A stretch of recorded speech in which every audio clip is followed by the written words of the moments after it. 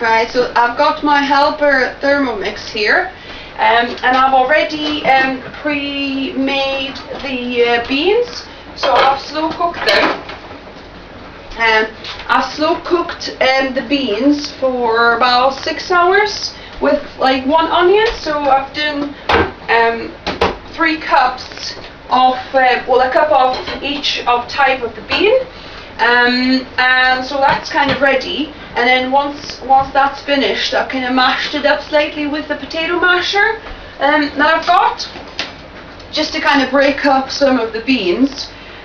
So I've done that already, and then now I'm going to be preparing stuff to go with it to flavour it. So I've got some ingredients here, so I'll be showing you what I use. So I use a couple of just medium-sized onions. I just quarter them and put in my Thermomix to get chopped and fried. I mean, if you don't have obviously Thermomix, it's fine. You just need to kind of chop it quite fine, or kind of medium, and fry it on the frying pan. But I do it in a Thermomix, so I pop them in there. We use just a little bit of we use just a teaspoon of coconut oil. We don't put much, just a little bit to kind of help it fry and give it a little bit more taste, but obviously we try and keep off the added oils. So just a teaspoon of coconut goes in. Then I've prepared already a couple of cloves of garlic in. Then I just roughly chop a sweet pepper here. I even leave the all the seeds as well.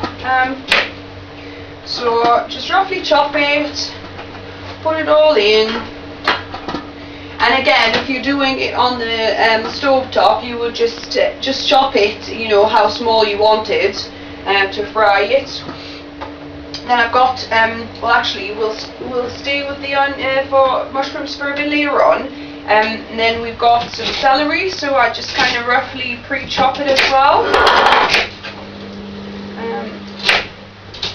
Because otherwise, if you don't pre-chop the celery, it could get like stringy if you try and chop it like, you know, bigger pieces. So I've just kind of pre-chopped this here. So I'll show you what it looks like. So basically I've got all ingredients here so far. So onion, celery, pepper and the garlic. So I'll put that, chop it through a little bit for a few seconds. And then we'll go to fry it.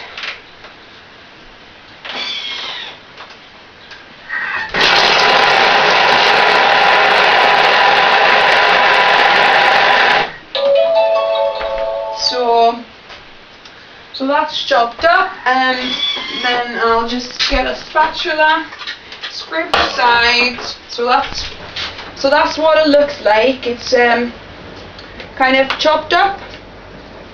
So I'll scrape off the sides.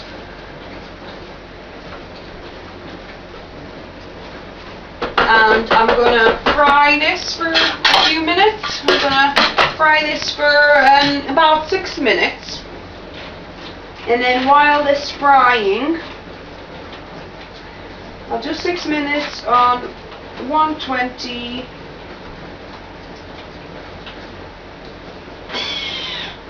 And let it fry a little. And while it's frying, I will be chopping up some mushrooms. This Thermomix can't chop in like nice slices or slivers.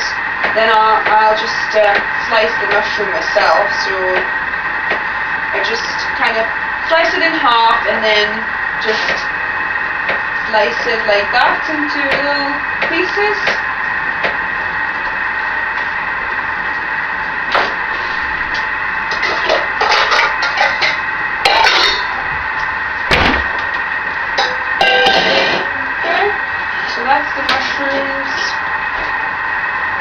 chop them all up.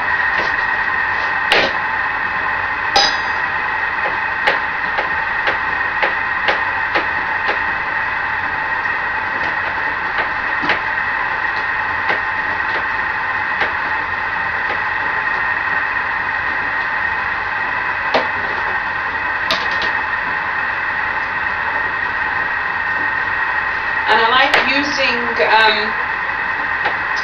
brown chestnut mushrooms for this.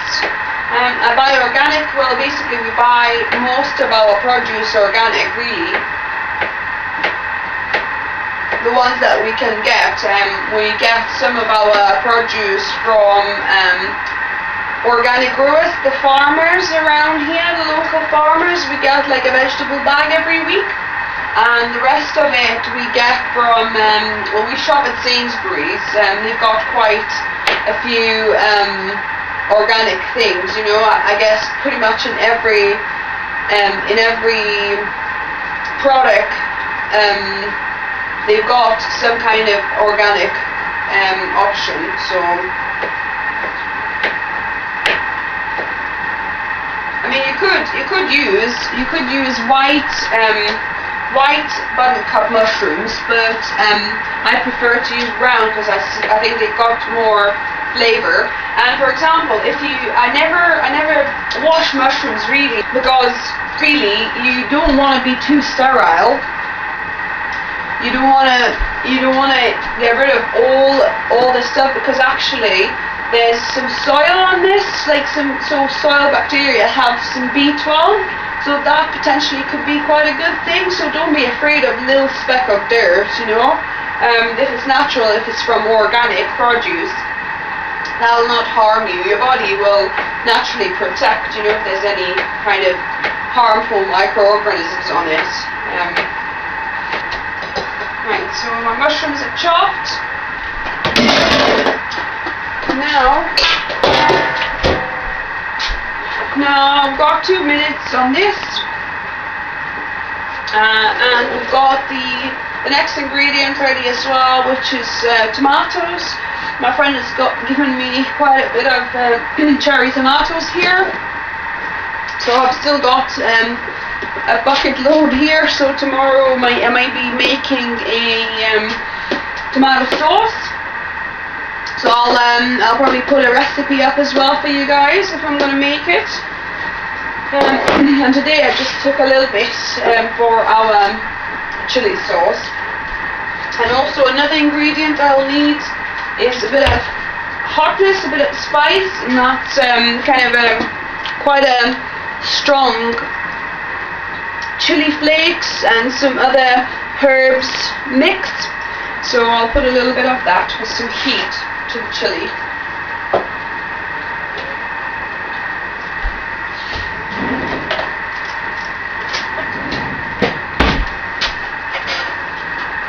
I've got a minute to go, and also I'm going to say that normally I have some vegetable paste made, like homemade vegetable paste that I make, but we ran out, so I'm kind of going to a store-bought option.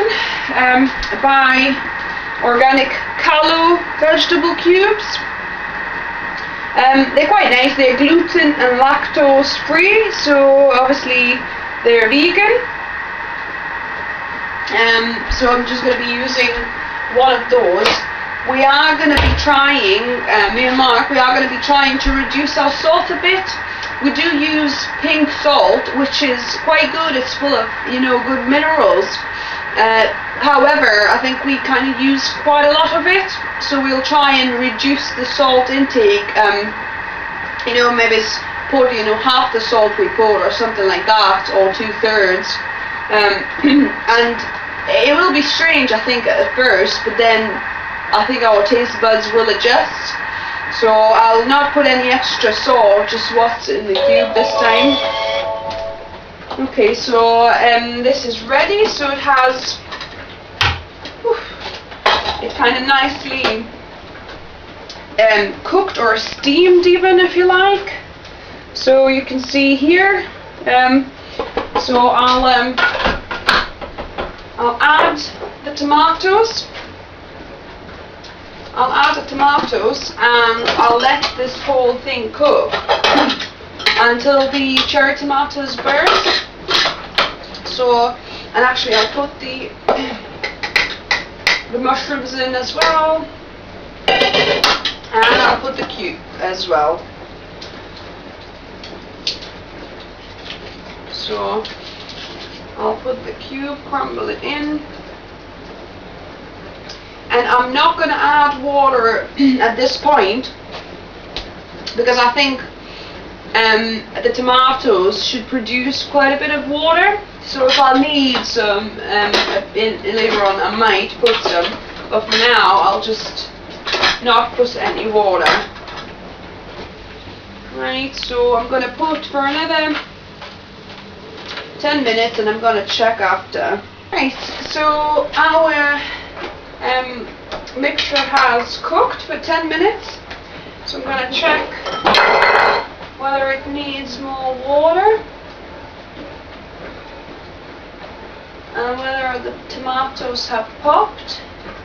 So yeah, I can see most of it, well actually all of the tomatoes have popped, so that'll be good. I'll show you here. So you can see it's kind of just an odd little tomato, but most of it is kind of reduced. So there's quite a bit of water, so that's great. I just forgot to mention you can also use a can of tomatoes for this. I kind of put like 2 cups of cherry tomatoes for this, but you could use like 1 can of tomatoes with the juice. So that would work as well. You probably wouldn't need to heat it for even for 10 minutes. You could put it on for like, 5-6 minutes just to heat this through. So once that's done, you could put a bit of your chili powder. So I'll do a pinch of that, and then let it cook through for another minute, just for it to kind of become aromatic and mix it in properly. You could probably add that at the stage where you're adding tomatoes as well, actually. So I'll put it on for another minute here. So that's our minute done. The chili's mixed in, so what I'm going to do now, I'm going to mix it through with the beans, and that will be it. That'll be my dish finished. So I'll take a little spoon, I'll pour it into the beans. So yeah, so that's how the finished product looks like. Okay, so that's our chili, quite colourful, quite a lot of it. So what I'll do, I'll warm it through on this for a few minutes, and then we'll have a little taster. So here we go. I've just warmed the chili through, and I prepared the sweet potato. I warmed it up. A steamed sweet potato, just a half potato each, because we're not very hungry. We already had quite a bit of food today. So anyway, we had some technical difficulties with our camera tonight, and we have already finished our chili. It was really tasty, and for tonight we're gonna say like it, subscribe if you like to see more videos, and good night.